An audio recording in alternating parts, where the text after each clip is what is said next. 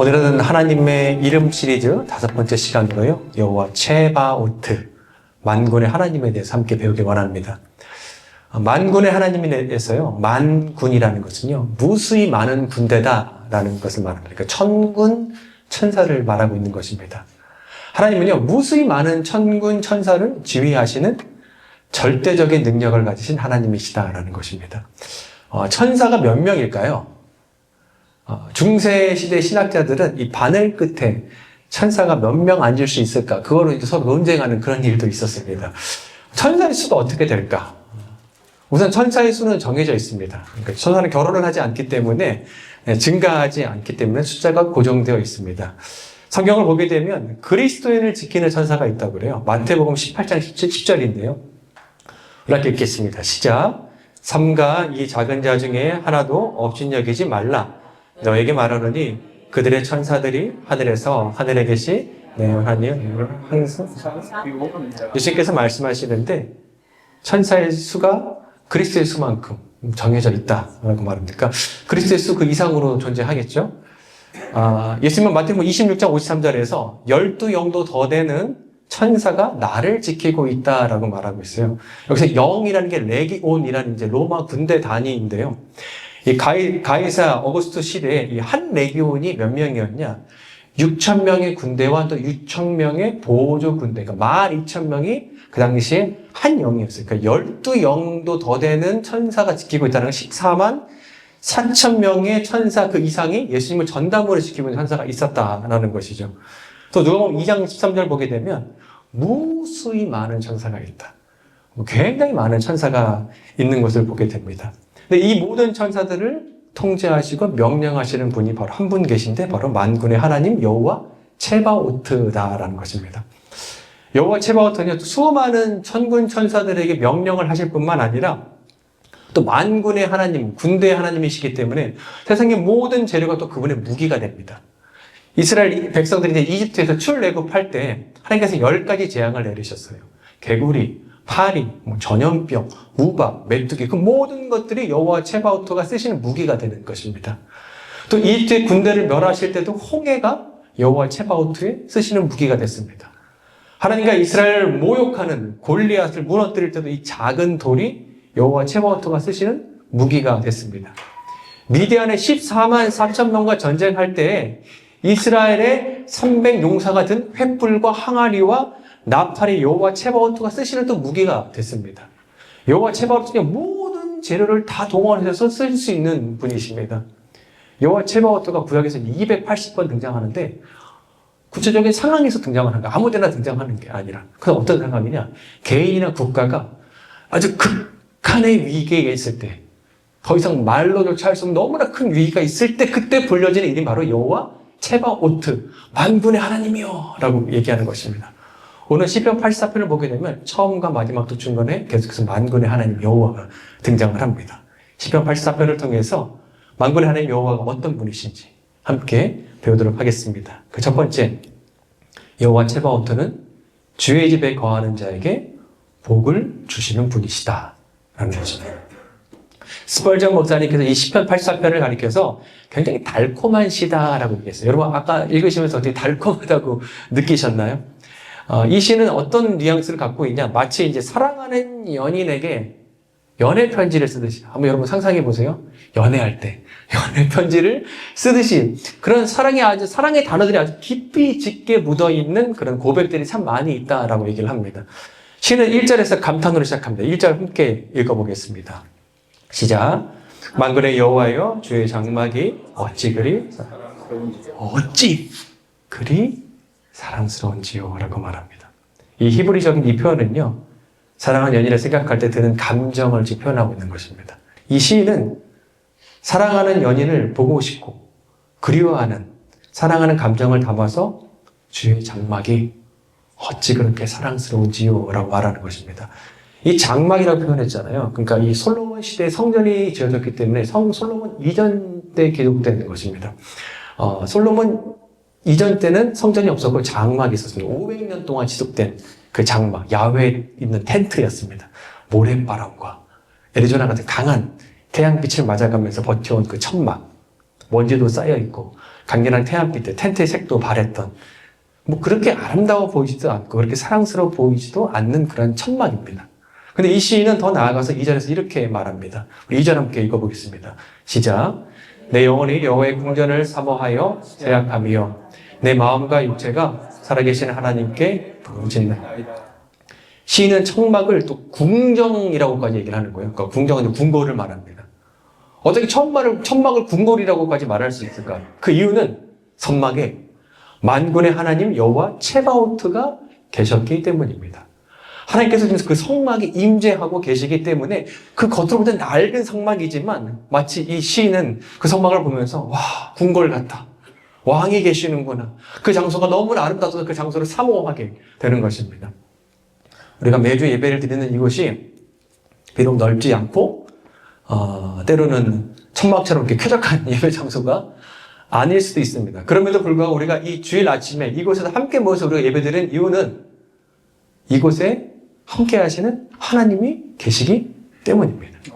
시는 그 성막에서 하나님을 얼마나 보고 싶어 했는지 내 영혼이 지금 쇠약해져 간다고까지 얘기를 하는 거예요. 영혼이 쇠약해질 정도로 지금 그 예배의 장소를 너무나 지금 그리워하고 있는 것입니다. 우리에게도 진정 이런 마음이 있으면 좋겠습니다.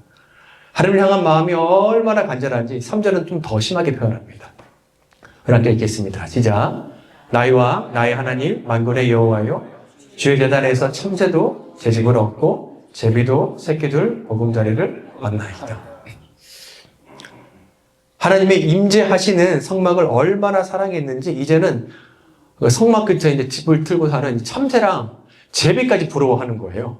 그 이유는 참새와 제비가 성막에 집을 짓고 살았기 때문에 하늘의 임재하는 그 성막에 마음껏 들어다니는 거예요. 와, 그 하나님이 임재하시는 그곳에 나도 좀 참새랑 제비처럼 좀 마음껏 그곳에 좀 들어다니면서 하나님을 경험하고 싶다라고까지 얘기하는 것입니다. 어떤 목사님이 중학교 때 짝사랑하는 이제 옆반 여학생이 있었는데 너무 좋아하다 보니까 나중에는 그 여학생 집에 있는 파리가 부러웠다고 이제 그렇게 얘기하더라고요. 근데 이 시인이 지금 그런 표현으로 얘기를 하는 거예요. 참새와 제비가 하나님의 성막에 왔다 갔다 하면서 하나님을 느끼는 것처럼 그래서 그곳에 안식처인 집을 짓고 살면서 평안함을 누리는 것처럼 이 시인도 내 영혼의 안식처인 하나님의 집에 머물고 싶다라고 고백하는 것입니다. 사랑하는 여러분, 저 사람은 복받은 사람이야 라고 우리가 얘기할 때 뭘 보고 얘기하나요? 하나님께서 어떤 복을 받았을 때 우리가 보면서 아, 저 사람 복받은 사람이야 라고 얘기를 하잖아요. 근데 시인은 그렇게 얘기하고 있지 않습니다. 우리 4절 함께 읽겠습니다. 시작. 주의 집에 사는 자들은 복이 있나요? 하나님을 사랑해서 하나님의 집에 찾아오고 그곳에 머무는 사람의 복이 있다라고 얘기하는 것입니다. 그러게 오늘 이렇게 주의 집, 주에게 오신 여러분 이미 하나님의 복으로 안으로 들어오신 분들임을 믿습니다. 저는 태어나면서 결혼 전까지 33년 동안 교회에 붙어 있는 사택에서 살았습니다. 그리고 그 기간들이 참 좋았어요. 주일학교 때는 예배 시작 10분 전에 일어나서 이제 세수하고 이제 문만 열면 바로 이제 문 하나만 열면 바로 예배당인 거예요. 그래서 그렇게 갖고 이제 어릴 때는 예배당이 저희 놀이터였고 또 예배당에서 지내는 게 참 행복했습니다. 커서는 이제 예배당도 좀 돌아보고 고장난 것도 좀 수리하고 관리도 하면서 보냈고 마음이 힘들 때는 조용히 이제 텅 빈 예배당에 가서 기도도 하고 혼자서 찬양도 하면서 보냈습니다. 예배당에서 보낼 때만큼 그때가 내 영혼에게 참 평안함과 쉼과 안정감을 주는 곳이었구나라는 걸 느끼게 되더라고요. 사랑하는 여러분, 복받는 자, 진정 복받는 자가 누구냐? 여호와의 집에 거하는 자가 복받는 자입니다. 그래서 일주일에 한 번 드리는 이 예배가 너무나 소중한 것입니다. 제가 목사이지만 만약 누군가 저에게 주일날 예배를 빠져야 되는 이유를 한번 목사님 말씀해 보세요 하면 목사님 저도 아마 여러 가지 이유를 말할 수 있을 것 같아요. 예전에 세범 집사님께서 저에게 목사님 일요일날 오전에도 촬영 문의가 들어오면 좀 고민되시겠어요? 라고 얘기를 하더라고요. 근데 사진 촬영이 주로 이제 고객들이 쉬는 날 많이 촬영하기 때문에 보통 이제 주말에 대부분 부킹이 잡혀 있는 거예요. 그리고 주일 오전부터 이제 부킹이 쭉 잡히기 시작을 합니다. 그리고 촬영비가 가장 고액인 웨딩 촬영도 대부분 주일 아침에 많이 있는 거예요. 그래서 이렇게 문의가 옵니다. 안녕하세요 작가님, 일요일 오전 11시에 결혼식인데 좀 사진 촬영 해줄 수 있으세요? 제가 고민을 할까요 안 할까요? 한 0.1% 잠깐. 뭐 답은 정해져 있지만 잠깐 하다가 결국 안 하죠. 안 합니다. 제가 고민하면 이 설교를 못 하죠. 예. 다행히도 그렇게 고민한 적이 없었어요. 왜냐하면 제 부모님께서 정말 저에게 강조하셨거든요. 주일날 반드시 예배 드리면 너의 영혼에 그것이 더 큰 유익이 된다라고 말씀하셨어요. 그래서 저는 1월 예배 드리는 것을 제 인생에 디폴트 값을 딱 정해놓은 거예요. 기본 값을 딱 정해놨습니다. 전혀 고민되지 않습니다. 그래 하나님께서 놀랍게 다른 방식으로 늘 채워주세요. 10절에서 시인이 이렇게 말합니다. 10절 말씀 이렇게 읽겠습니다. 시작. 주의 공정에서의 한날이 다른 낮의 첫날보다 정말 이 고백이 우리의 고백이 됐으면 좋겠습니다. 주의 공정에서의 한날이 다른 날의 첫날보다 훨씬 이 날이 더 소중하다. 주중에 세상에서 치열하게 일하면서요. 피곤을 풀 수 있는 날 일요일밖에 없어요. 일요일 아침에 일하는 게 얼마나 피곤합니까? 때로는 몸까지 지치고 마음도 지칠 때가 있습니다. 재정적인 문제와 연결될 때도 있죠. 그런 사랑하는 여러분, 주일날 결코 예배드리는 것 타협하지 마시기 바랍니다. 주일 예배는 그리스도인에게 디폴값으로 딱 정해진 기본값입니다. 이것은 최대한의 기준이 아니라 최소한의 기준입니다. 내 영혼을 살리는 길입니다. 하나님은 시인을 통해서 우리에게 분명히 말씀하십니다. 주의 집에 거하는 자가 복이 있다고. 주의 궁정에서 한 날이 다른 날의 첫날보다 훨씬 더 귀하고 소중하다고 말씀하십니다. 귀소 본능이라는 말이 있잖아요. 귀소 본능. 이 언어가 하찮에서 태어나서 바다로 2만 킬로로 살다가 넘게 살다가 다시 이제 태어난 하천으로 물살을 거닐면서 올라와서 그곳에 알을 낳고 일주일 만에 죽는다라고 합니다. 그러니까 자기가 끝내 가야 할 곳으로 알고 그쪽을 찾아가는 것이죠. 우리 영혼에도 귀소 본능이 있습니다. 우리가 죄를 회개하고 나를 용서하신 예수님을 나의 주님으로 믿는 순간 우리는 우리 영혼의 영적 고향을 알게 됩니다. 바로 예배하는 곳입니다. 주일날 이곳에서 우리가 예배하는 것. 예배드리는 장소입니다. 그곳에서 우리는 영혼의 안식과 쉼을 얻게 됩니다. 한번 옆 사람에게 한번 이렇게 인사해 주십시오. 하나님의 집에 거합시다. 한번 인사 나눠주시기 바랍니다. 하나님의 집에 거합시다. 하나님의 집에 거하심으로 여호와 체바오트가 주시는 복을 모두 누릴 수 있는 저와 우리 모두가 되기를 소망합니다. 두 번째로요. 여호와 체바오트는요. 시온의 대로에서 드리는 기도를 주님께서 들으신다라는 것입니다. 시인은 이렇게 표현합니다. 5절, 6절인데요. 이렇게 읽겠습니다. 시작. 그 마음에 시온의 대로가 있는 자는 복이 있나이다. 그들이 눈물 골짜기로 지나갈 때 그곳에 많은 샘이 있을 것이며 이름비가 복을 주며 시온의 대로는 뭐냐면요. 하나님께로 나아가는 큰 도로를 말합니다. 큰 도로. 대로는 히브리어로 마실라인데 이 길은요. 자연적으로 생긴 그런 길이 아니라 의도적으로 돌을 쌓아놓고 또 흙을 부어가면서 단단하게 만든 계획된 계획도로를 말하는 것입니다. 시인은 평상시에 이 도로를 잘 닦아놨습니다. 하나님께 잘 갈 수 있는 도로를 매일매일 잘 닦아놓은 거예요. 그래서 어느 순간 눈물의 골짜기가 딱 덮쳤을 때 하나님께 가는 게 너무나 쉬웠어요. 그 사람은 잘 닦아놓았기 때문에. 그러니까 시온의 대로에서 하나님께 바로 기도하는 것입니다. 설교를 시작할 때 말씀드렸던 것처럼 이 여호와 체바오트는 언제 드리는 기도냐? 인생이 아주 극한 위기에 닥쳤을 때 드리는 기도인 거예요. 구약의 한나는요, 임신을 하지 못하는 여인이었습니다. 고대 근동 아시아에서 여성이 임신을 못한다라는 것은 그 당시에는 나는 하나님께 버림받았다라고 그렇게 해석을 했습니다. 그러니까 이 여인이 얼마나 자기 인생이 황당하고 허망하겠습니까?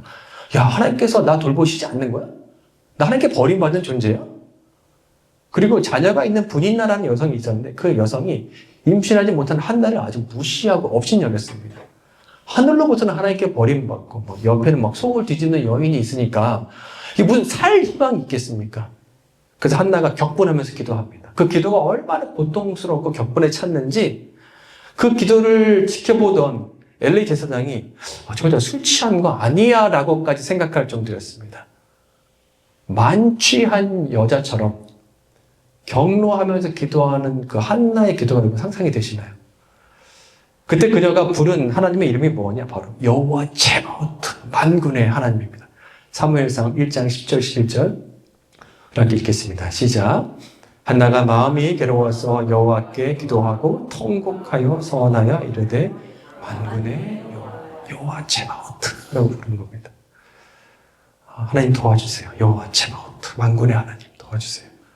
사무엘상을 보게 되면 또 똑같은 그 뒤에 여호와 츠바오트를 또 부르는 사람이 있습니다. 바로 다윗인데, 다윗의 삶에서 위기가 있잖아요. 바로 골리앗을 만난 때입니다. 그 이렇게 말합니다. 17장 45절 우리 함께 읽겠습니다. 시작. 다윗이 블레셋 사람에게 이르되 너는 칼과 창과 단창으로 내게 나아오거니와 나는 만군의 여호와의 이름 곧 내가 모욕하는 이스라엘 하나님의 이름으로 내게 나아가노라. 골리앗에게 외칩니다. 골리앗, 너는 칼과 창으로 내게 오지만 나는 여호와 츠바오트, 만군의 하나님의 이름으로 나는 너에게 지금 나아간다 라고 말하는 것입니다. 우리가 이렇게 하나님처럼 다윗처럼 여호와 츠바오트, 만군의 하나님을 부를 때 그분께서 무엇을 하시느냐? 6절, 11절 함께 읽어보겠습니다. 시작. 그들이 눈물의 골짜기로 지나갈 때 그것에 많은 샘이 있을 것이며 이른 비가 복을 채워 주나이다. 여호와 하나님은 해요 방패이시라. 여호와께서 은혜와 영화를 주시며 정직하게 행하는 자에게 좋은 것을 아끼지 아니하실 것입니다. 시인은 인생길을 걸어갈 때 눈물의 골짜기를 좀 지나가고 있습니다. 그곳에서 눈물을 너무나 많이 흘린 것 같아요. 그래서 눈물의 골짜기다라고 얘기를 했습니다. 그래서 몸도 마음도 영혼도 탈진한 상태입니다. 더 이상 흘릴 눈물도 없다. 이때 여호와 츠바오트 만군의 하나님께서 눈물의 골짜기에서 이 탈진한 시인이 목을 축일 수 있도록 많은 샘을 준비하신다라고 말씀하세요. NASB 성경은요, 샘을 만들 것이다. 그러니까 그것을 바꾸면 눈물의 골짜기를 샘으로 바꿔주신다라고 말합니다. 우리가 인생을 살면서 눈물의 골짜기가 없으면 얼마나 좋을까요? 그러나 인생은 눈물의 골짜기를 지나가게 됩니다. 근데 이때 우리가 눈물의 골짜기에서 여전히 우리가 주의 집을 사모하면서 예배하고 시온의 대로에서 하나님께 달려가서 여호와 츠바오트 하면서 기도할 때 눈물의 골짜기를 샘으로 바꿔주시는, 그래서 우리가 그 인생길을 계속해서 걷도록 종량하시는 하나님을 우리가 만날 수 있습니다. 그리고 하나님께서 우리의 해와 방패가 되어주십니다.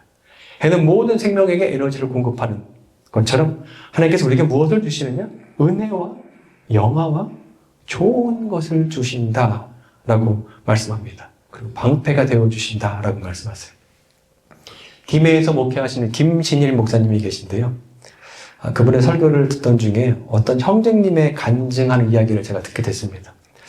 한 형제님께서 아내와 이제 어린 딸까지 행복하게 살고 있었습니다. 근데 어느 날 갑자기 아내가 죽게 되었습니다. 형제님이 딸과 함께 이제 아내 장례식을 마치고 집으로 갔습니다. 근데 정말로 이제 그 집에 들어가고 싶지 않은 거예요. 현관문을 열고 집을 들어가니까 집은 아무것도 변한 게 없는데 단지 이제 그 아내의 온기가 사라진 것 뿐이었습니다. 이 형제님은 딸과 잠시 얘기를 나누고 이제 기도해 준 다음에 잘 자라고 이제 뽀뽀해 주고 나왔습니다. 근데 딸 방에서 이제 울음소리가 들리는 거예요. 그래서 이 형제님 방문을 열고 들어가 보니까 딸이 이렇게 얘기합니다. 아빠, 나 무서워. 이 캄캄한 방에서 혼자 있는 게 너무 무서워. 아빠, 나랑 함께 있을 거지? 근데 이때 이 형제님이 말합니다. 그럼 아빠는 언제나 너와 함께 있을 거야. 내가 너를 지킬 거야. 라고 얘기를 합니다. 그리고 손을 꽉 잡고 같이 자는 거예요. 근데 이 딸의 질문이 사실은 이 형제님이 하나님께 차마 질문하지 못했지만 꼭 묻고 싶은 질문이었어요. 하나님, 제가 지금 이렇게 인생의 어두운 터널을 제가 지금 지나가고 있는데 하나님 저와 함께하고 있는 건 맞습니까? 라고 묻고 싶었어요.